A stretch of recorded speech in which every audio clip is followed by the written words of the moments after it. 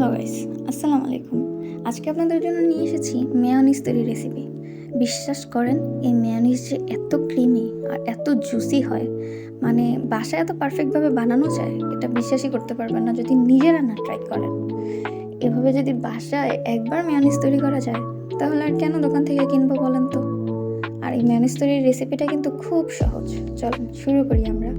এখানে আমাদের কিন্তু খুব সামান্য উপকরণ লাগবে ডিম, লেবু, গুঁড়ো দুধ, এগুলোই। আর কিন্তু একটা ব্লেন্ডার লাগবে, কারণ ব্লেন্ড করতে হবে তো। এখন শুরু করি আমরা। মেয়োনিজ তৈরির জন্য সর্বপ্রথম আমাদেরকে কাঁচা ডিমটা ব্লেন্ডারে দিয়ে দিতে হবে।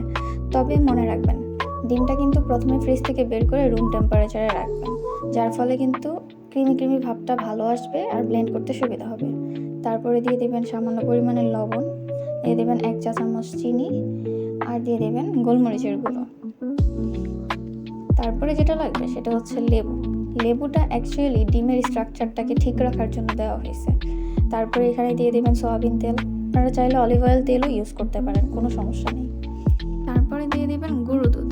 এখানে গুঁড়ো দুধের অ্যাকচুয়ালি কোনো পরিমাণ নেই, কারণ আপনারা এখানে চাইলে 4 চামচও দিতে পারেন, 5 চামচও দিতে পারেন, আপনাদের ইচ্ছা অনুযায়ী।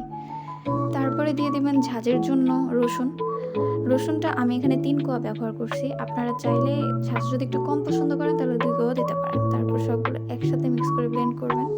তারপরেই দেখেন এটার লুক আর এটার স্ট্রাকচারটা কত সুন্দর আর কত ক্রিমি আসছে। চাইলে নিজেরাই বাসায় ট্রাই করে দেখতে পারেন। আল্লাহ হাফেজ।